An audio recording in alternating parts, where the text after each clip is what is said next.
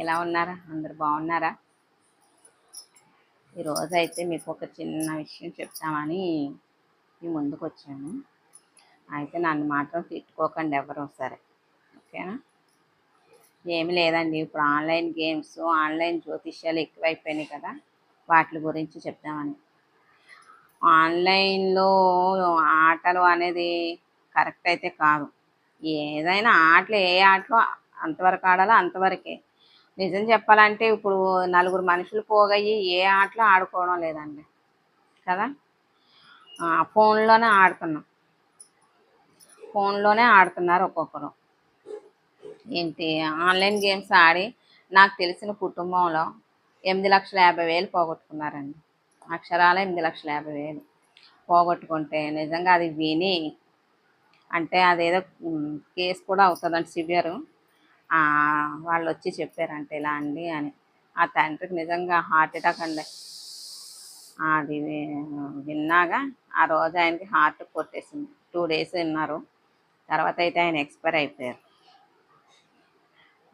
అంటే ఈ విషయం నేను ఎందుకు చెప్తున్నానంటే, దయచేసి ఎవరు ఆడకండి అమ్మా అని. నువ్వేం ఇప్పుడు లక్షలు పోయినాయి, తండ్రి పోయాడు, నువ్వు ఇంకా కోట్లు గుమ్మరించుకున్న తండ్రి అనేవాడు రాడు కదా. అందుకని చెప్తున్నాను. ఇంకోటి ఏంటంటే, ఎంతో కష్టపడి చదివిస్తున్నారు మిమ్మల్ని, మీ కాళ్ళ మీద మీరు నిలబడాలని. ఎందుకంటే వాళ్ళు కష్టపడినట్టు కష్టపడకూడదని ఎక్కడో చోట తంటాలు పడి మనకి ఫీజులు కట్టి మనకి చదువులు చదివిస్తున్నారు. మనం మళ్ళీ ఏ కాళ్ళ నొప్పులు ఏ నొప్పులు అంటామేమో అని మనకి ఆటోలు, బస్సులు అన్నీ రెడీ చేసి అన్నీ అరేంజ్ చేస్తున్నారు కదమ్మా. వాళ్ళని కూడా ఒకసారి మనం అర్థం చేసుకోవాలి, ఓకేనా? ఏదో తర్వాత మీరు చదువుకొని ఎక్కడో చిన్న చిన్న ఉద్యోగాలు చేసుకొని ఫోన్లే వేడి నీళ్ళకి చల్లనీళ్ళు తోడవుతున్నారా అని అనుకునే సమయంలో మళ్ళీ మీరు ఇటువంటి ప్రాబ్లమ్స్ వాళ్ళకి పెట్టకూడదు, ఓకేనా? ఇంకోటి ఏంటంటే, అదే విధంగా ఇంకొకరు ఎవరో 4 లక్షలు పోగొట్టుకున్నారండి. వాళ్ళు పాపం చాలా తంటాలు పడి కట్టుకొని చేస్తున్నారు. నాకు చాలా బాధ అనిపిస్తుంది. ఎందుకంటే ఎన్ని రోజులు కష్టపడితే ఇన్ని లక్షలు సంపాదిస్తారు? ఇప్పుడు వరకు చేసి నా అప్పులు, స్కూల్ ఫీజులు, కాలేజ్ ఫీజులు అన్నీ ఏమన్నా ఉంటే ఇప్పుడు తీర్చుకుంటూ ఉంటారు. ఏదో వాళ్ళు ఉద్యోగాలు చేస్తున్నారు, వేడి నీళ్ళు చల్లనీళ్ళు తోడవుతుంది కదా అని. ఆ సమయంలో కూడా మళ్ళీ వీళ్ళు కలిసి రాకుండా వీళ్ళు చేసిన అప్పులు వాళ్ళు తీర్చుకోవాలంటే అది బర్డెన్ అయిపోతుంది. అందులో ఇప్పటికే వాళ్ళకి ఒక 50 ఏళ్ళు వచ్చేస్తూ ఉంటాయి తండ్రికి. దాని మీద వాళ్ళకి సగం పైన అయిపోయినట్టు. ఇదివరకు రోజులాగా 100 సంవత్సరాలు లేదు కదా. దాన్ని బట్టి ఆలోచించుకోవాలి, జాగ్రత్తగా ఉండండి. ఈ మధ్యనే రీసెంట్గా విన్నానండి, ఆన్లైన్ జాతకం, ఆన్లైన్లో యజ్ఞాలు హోమాలు చేసి 3,50,000 పోగొట్టుకున్నారు. అంటే వాళ్ళకి ఇచ్చింది 2,50,000 ఇచ్చారు. తర్వాత పాపం బంగారు కొబ్బరి బండాలు దానాలు ఇమ్మన్నారంట. అవి ఇవ్వడానికి పాపం వీళ్ళ దగ్గర డబ్బులు లేవండి. ఫ్రెండ్స్ క్రెడిట్ కార్డుల మీద, డెబిట్ కార్డుల మీద వాటి మీద తీసేసుకొని గబగబా ఖర్చు చేసేసి జాతకాలు చెప్పించుకున్నారు. ఏంటంటే పాపం చిన్నప్పటి నుంచి పిల్లల్ని చాలా జాగ్రత్తగా పెంచుతూ ఉంటాము. కొంచెం వయసు వచ్చేసరికి వాళ్ళకి కొలెస్ట్రాల్ ఎక్కువ అవుతుంది కదా. ఆ కొలెస్ట్రాల్ ఎక్కువయ్యి ఆన్లైన్ జాతకాలు చెప్పించుకున్నారు పాపం. చెప్పించుకొని బంగారు కొబ్బరి బొండాలు దానాలు ఇమ్మన్నారంటండి. ఆ కొబ్బరి బొండాలు ఇవ్వడానికి ఇంక డబ్బులు సరిపోలేదు. అప్పటికే ఇవన్నీ చేసేసి నెల అయిపోయింది. ఈ ఫ్రెండ్స్ కార్డుల మీద అది తీసేసుకున్నారు కదా, వాటి మీద ఏంటి ఎక్కువ పడిపోతుందంట, వడ్డీ టపటపమని పడిపోతుందంట.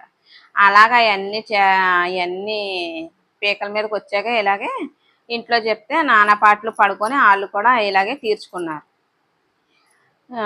తర్వాత ఏంటంటారు, ఏమనాలంటారండి, బంగారు కొబ్బరి బొండాలు అయ్యి అంటేని. నిజమే కదా. చక్కగా వీళ్ళేమో పెంచుతూ ఉంటే వీళ్ళకి కొలెస్ట్రాల్ ఎక్కువయ్యి అది ఎలా కరిగించుకోవాలో తెలియక, ఇంకా మనకి ఏమాత్రం మానవత్వం లేదండి. ఇంక వేరే ఏం చెప్పలేను కానీ మానవత్వం అనేది ఉందనుకో, ఇప్పుడు వరకు తండ్రి రక్తం ఎంతవరకు మనం పీల్చుకొని పిప్పు చేసుకున్నామా అనేది అర్థం అవుతుంది. అంటే ఈ మాట అన్నందుకు ఎవరికైనా కోపం వస్తుందేమో. ఎందుకంటే డబ్బులు ఉన్న వాళ్ళు ఎలాగన్నా కట్టుకుంటారు, లేని వాళ్ళు మధ్యతరగతి వాళ్ళు నిజంగా చాలా చాలా కష్టపడి కడుతున్నారు ఫీజులు. ఆ నెల వచ్చేసరికి ఎన్ని తంగరపు, ఒక టర్మ్ అవుతూ ఉంటుంది, మళ్ళీ ఇంకో టర్మ్ వచ్చేస్తూనే ఉంటుంది. ఎంత ప్రాబ్లమ్స్ ఫేస్ చేయాలనేది అందరికీ తెలుసు, అంతే కదా. అందరం ఇది వచ్చిన వాళ్ళమే కదా. కనీసం ఒక రోజు కూడా వాళ్ళు ఆలోచించుకోవట్లేదు, ఒక క్షణం ఆలోచించుకోలేకపోతున్నారు. అయ్యో మేము ఇది చేస్తున్నాం, ఇది కరెక్టా కాదా అనేది ఆలోచించుకోకుండా చేస్తున్నారు. అంత మరి ఎలా తయారవుతున్నారో తెలియదు. అందరి పిల్లల్ని అయితే అనట్లేదండి. అంటారు కదా తులసివనంలో గంజాయి మొక్క అని, అలాంటి వాళ్ళు ఉంటారు కదా కుటుంబంలోని ఎవరో ఒకరు, అలాంటి వారి కోసం నేను చెప్తున్నాను. ఓకేనా? దయచేసి ఆన్లైన్ గేమ్స్, ఆన్లైన్ జాతకాలు చెప్పించుకోకండి. ఇంకోటి ఏంటంటే ఆన్లైన్ ఫుడ్ కూడా తగ్గించి తీసుకుందాం. ఓకేనా? మరీ మానేమంటే నన్ను తిడతారు. నేను కూడా మానలేనులేండి. నేను కూడా అప్పుడప్పుడు ఎప్పుడైనా ఏదో నెలకొకసారి తెచ్చుకోవడం తప్పు కాదు. 15 రోజులకోసారి, నెలకొకసారి, ఎందుకంటే ఎప్పుడు అబ్బా చేయలేకపోతున్నాము అన్నట్టు. అలా కాదులేండి. ఆయన బయట నుంచి తెచ్చుకుంటేనే ఇంట్లో మనం చేసే వంట విలువ వాళ్ళకి తెలుస్తుంది. అంతే కదా! లేదంటే ఒకరోజు ఉప్పు, కారం ఏదో లేదో అంటూ ఉంటారు. దానికైనా ఒక 2 రోజులు ఆన్లైన్ తెచ్చుకుంటే అప్పుడు మన ఫుడ్‌కి, వాళ్ళ ఫుడ్‌కి ఏంటో తేడా తెలుస్తుంది కాబట్టి మనం హ్యాపీగా దానికి మాత్రం కొంచెం తగ్గించి తీసుకుందాం. ఓకేనా? ఏమన్నా తప్పుగా అని ఉంటే గనక కామెంట్ బాక్స్‌లో కామెంట్ చేయండి.